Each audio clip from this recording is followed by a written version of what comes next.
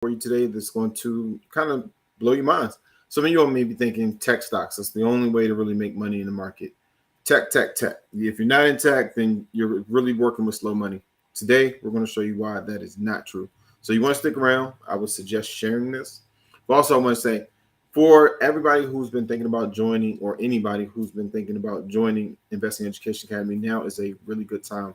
We're at that point where kids going back to school, government contractors are changing their really how they're moving through time and space, and also too, it's the start of the new tax season. So that means some of you all will be spending money, paying attention to your money. Overall, you need to be investing, no matter who you are, what you're doing. And I'll say most cases, you should have some money in the market.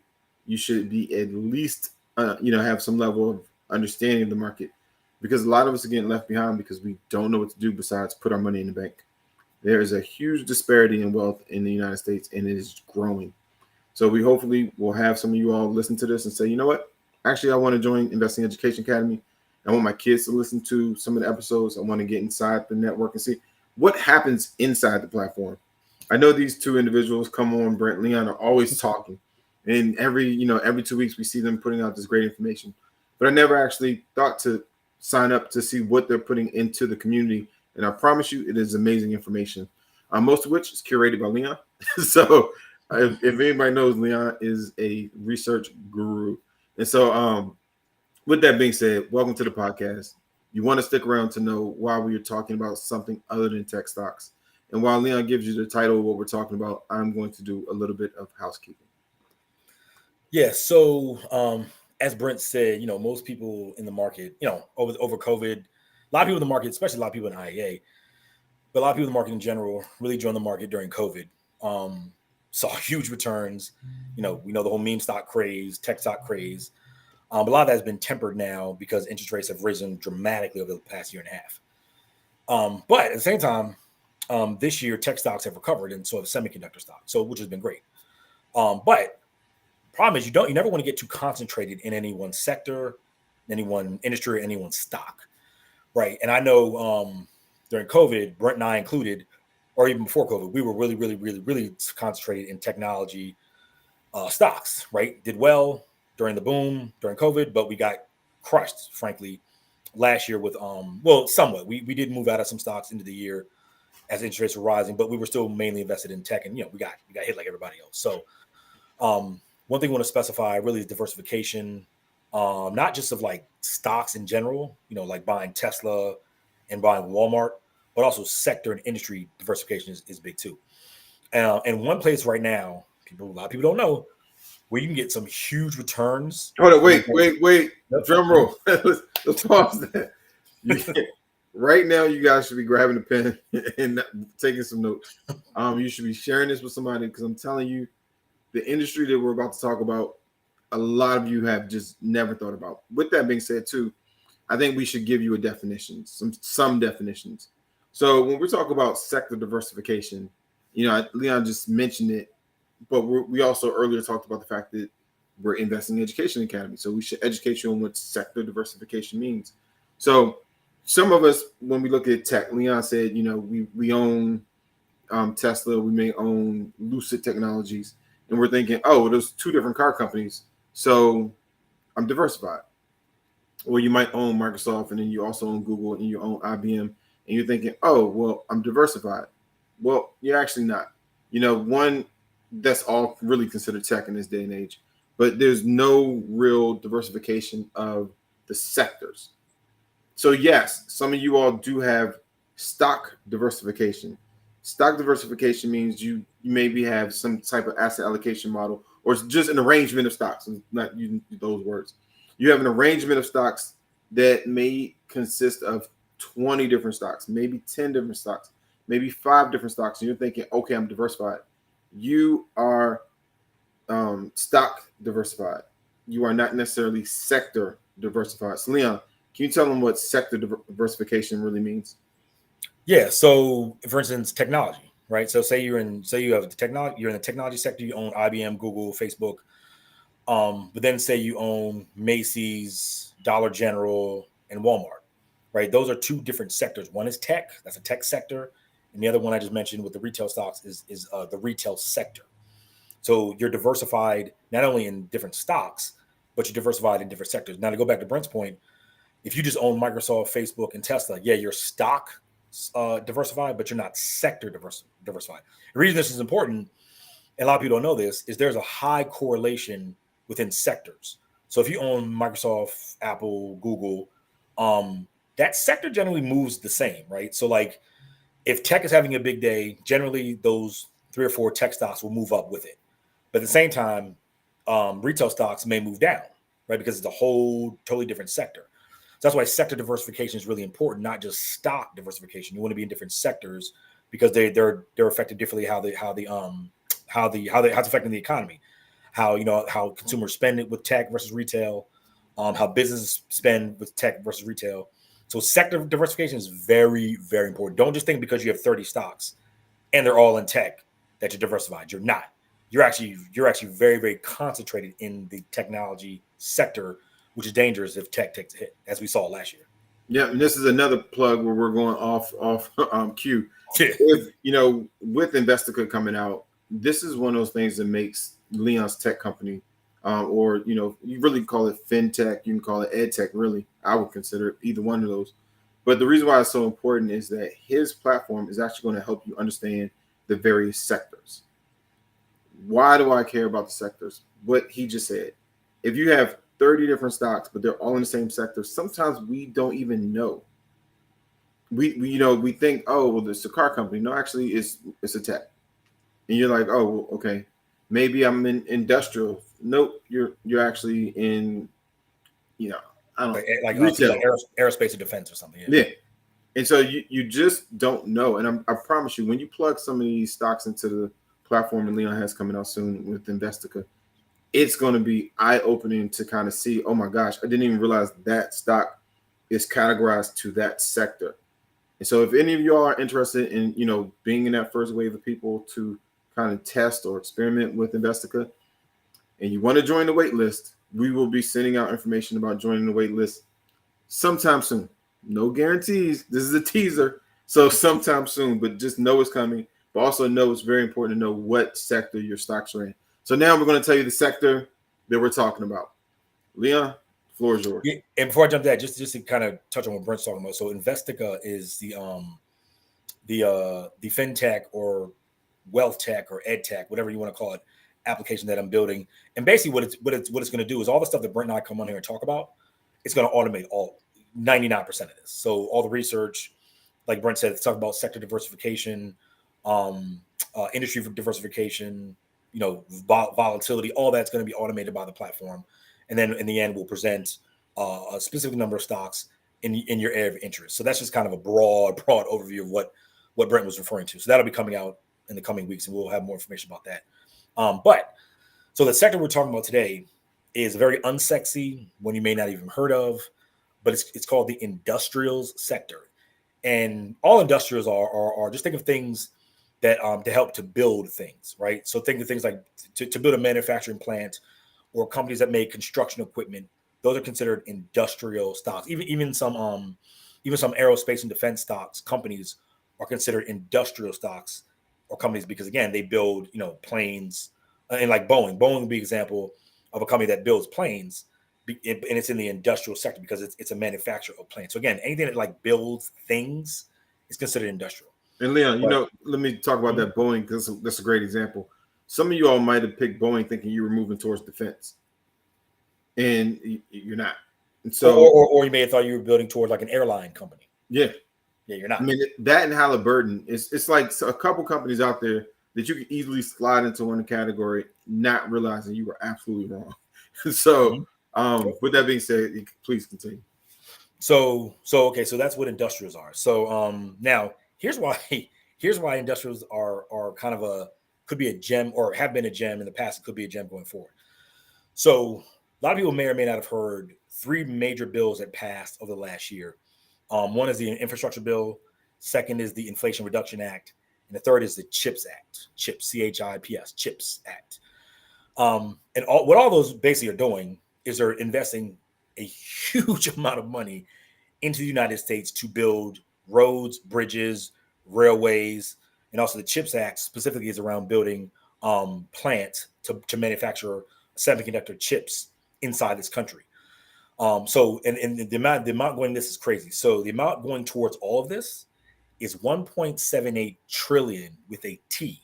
1.78 trillion dollars is being invested in infrastructure in the United States. Now, to give you some context, that is 8.5% of the entire US GDP. The US and GDP just means the amount of goods and services that the country produces every year. Every year, this country produces about $21 trillion worth of goods and services. So 8.5% of the value of those goods is being injected into the economy on top of what it already produces. Massive amount of money is going to that. Now, as I said, it's infrastructure bill, Inflation Reduction Act, which has a bit of infrastructure in there too, and then the CHIPS Act is around building fabrications or plants to build chips. Right, 1.78 trillion going to that. Now, this money is going to be hasn't even started going out yet. It's not going to start being doled out till next year, and they're saying it could last upwards of 10 years or a decade. This money will be filtered out through the economy.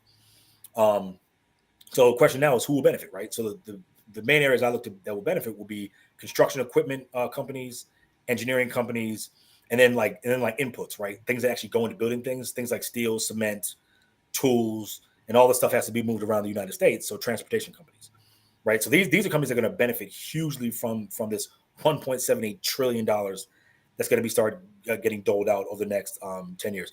Now, real quick on the CHIPS Act, the CHIPS Act has actually already started, I think slowly, because there's a lot of manufacturing right now going on in Arizona to build these chip manufacturing plants. And I believe some of that money has started being doled out, but the infrastructure bill has not, and then portions of the Inflation Reduction Act have not started going out yet. So this is all kind of coming. So those are the areas that they're going to benefit: construction equipment, engineering companies, and then things like steel, cement, tools, then transportation. Now, to show you how, like I said, money hasn't started going out yet, but the stock market looks anywhere from 6 to 12 months in the future, and then bids up stocks based on the future earnings of companies, right? So this money hasn't even started going out yet, but look at the returns, right? So the industrial sector over the last 12 months is up 25%. Industrials, right? 25%. The S&P 500, which is our benchmark, is only up 20%. So the industrial stocks are 5%. You said only 20%. I mean, only relatively speaking. There's people in bank accounts right now getting 1%. Yeah, well, they may now be getting like 2.5% with the higher interest rates. But yes, it's like nothing. Let me say this. So for anybody who's like, okay, kind of what does that mean? What does it mean? If you had your money invested in your bank account at 2%, let's just give you 2%. That means it would take your money 36 years roughly to double. So let's give like real numbers. If you had $100,000 in the bank, it would take 36 years for you to get to 200,000. Now, S&P 500, if you're at 20%, you're looking at your money doubling roughly like every a little under 4 years. It's like 3.7 or something. So every 3 years, your money would go from 100,000 to 200,000. So that means 3 years later after that, your 6 years total, that 100,000 will now be 400,000. So that means that in another 3 years, 3 years, 4 years. So you're now looking at that 400,000 by 800,000. So that original 100,000 will go to 800,000 in about roughly 9 or so years. Say a decade. Yeah. Now, who would not want to turn 100,000 into almost $1 million in that short period of time? And now, if you go to industrials, you're talking about 25%. So you're really coming down to 2.8, 3.1. And so you actually have that money doubling where it would have been a decade before. Probably is going to happen in about 7 years. So your money will go from roughly, let's go a decade. So in a decade, instead of it being that 800,000, if you went a full decade, just at 25%, just getting an extra 5%, you probably would be sitting on 1.6 million. Just from that extra time period. And, I'm doing this off, just memory from my days in school. But it's unbelievable when you really think about what 10 years can do if your money is in the right place. But if you're in a bank where somebody might at the end of this 10-year period who's investing properly, be it like, and it can get hurt in the market. There's no guarantees in the market. We're not giving you financial advice. We want you to understand it's a risk of loss in every time you invest in the market. But theoretically, saying a person who was just staying in the market because of what they knew, staying in the bank because of what they knew, in the 10 years, their 100,000 maybe is now worth 200,000, but we're not even calculating in inflation. So it's not inflation adjusted. So that's a whole nother thing. Another person who was like, you know what, let me get into the market. Let me just S&P, I'll track it. You're looking at sitting on 800,000. Not bad. A person who said, you know what, let me take the risk and follow the sectors that make sense. Again, sectors change. So it's not like it's going to be like this forever. But theoretically at 25%, you're talking about sitting on $1.8 million just based on where you put your money. So what are you really doing? How are you educating yourself? How are you making a change in the way you have a relationship with your money to make sure that you're not the person who's just staying in the bank account? So, yep, good, tangible, real world examples. So going back to the sectors now. So again, the industrial sector is up 25%. S&P 500 is only up 20%. Again, only being relative to 20% is still huge, but relative to industrials, it's 5% less. So I say all that to say that the market is already seeing, hey, this $1.78 trillion is coming down the line over the next decade. The market always front runs, so the market's saying, hey, let's get into these stocks now, and start bidding these ups now because these profits are going to come. Now, we're not saying it'll be that in the future. We have no idea. We're just only giving the information that's out there now. Now, again, we generally know how markets work, and if $1.78 trillion is going to go into the industrials sector over the next decade, these companies are going to see potentially huge profit windfalls, going into the future. So it's a sector you want to look at. Now, those are the sectors. Now, let me show you some individual stocks. Right, we'll just generally. So some individual stocks in the industrial sector. One of them is up 126% over the last 12 months. I'm gonna say that again. An industrial stock, boring, construction equipment, just stuff that you drive on the street and you see them working on the roads. Those type of companies. One of those stocks is up 126% over the last 12 months. Others in the sector are up 72%, 65%, 60%. So you see these are huge gains. These are tech stock type returns, right? But this is the way you can get outsized returns without being so concentrated in technology. And now to put that in context, the semiconductor industry, again, NVIDIA this year is up a ridiculous 230%. That is a total outlier, right? Just everybody know that. The semiconductor sector is up 60% so far this year, right? So we're talking about the most in-demand piece of technology on the planet right now. People can't get enough of them. To train all this AI. Apple just announced their new iPhone 15 yesterday. Tons of chips in that, and every device they're putting out. So chips are the end all be all right now. The sector is up 58%, right? You have industrial stocks that are up 72%, 66%, 65% that are in line with semiconductors, in line with the hottest tech sector right now. So again, there are ways to get tech type returns without being so concentrated in tech, and that's in industrial stocks. And I would say definitely look at industrial stocks to diversify your portfolio. And what we'll do actually inside the membership community is we'll actually list out some of these stocks. Some like the one we should pick our 2 stocks from this list. Okay, yeah, well that too, yeah. Yes. So good point. So the 2 stocks we'll pick will be industrials, but we'll also inside the membership community list out a kind of a more exhaustive list of some of these stocks, because these are quality. These are companies with hundreds of millions of dollars in revenue, some billions, and then tens of millions or hundreds of millions in profit. So we're not talking about crappy small companies. These are huge multi-billion-dollar companies that are solid investments that are having crazy returns right now because of all this money that's going to be coming down the line. So we'll list out some of those inside the community, and then like Brent said, our 2 stock picks for this week will be 2 industrials. Yep. So everybody, please not only take this information and share it, do something with it for yourself. Even if it just means it triggers something to make you want to become a little more curious about what's going on in the market, where you can invest your money.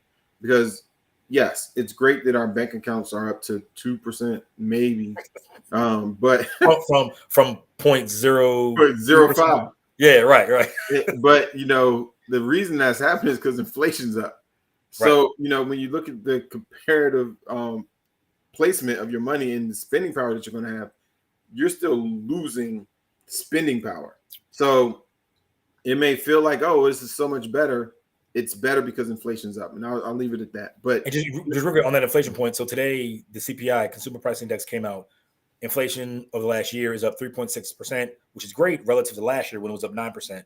But as Brent said, it's still inflation. It's 3.6%, right? So if you're sitting in the account that's less than 3.6%, you're losing money. So and then again, if you're in the market, and again, we don't know what's going to happen in the future with the markets, always a risk. But if you're invested in assets that over time typically appreciate, you can beat inflation, tenfold, and be fine versus have to worry about your money losing money in a bank account at 2%. Yeah. So with that being said, for everybody who's out there, you're thinking, okay, I'm ready. You guys are prime me enough. Let's see what membership looks like. You can go to www.iamembers.com. We're happy to have you at any membership level. And for those of you all who are thinking, you know what, I'm already a member. You need to go back into the platform, spend some time there, ask some questions, check out some of the rooms that we have open. And we want to know what you're thinking. We want to know what you'd like to hear us talk about later on throughout the year. And if you have time, comment, send us a message. We're happy to apply some of the requests being made to our topics being covered on these podcasts. Everybody, thank you for joining us, and we will see you in 2 weeks.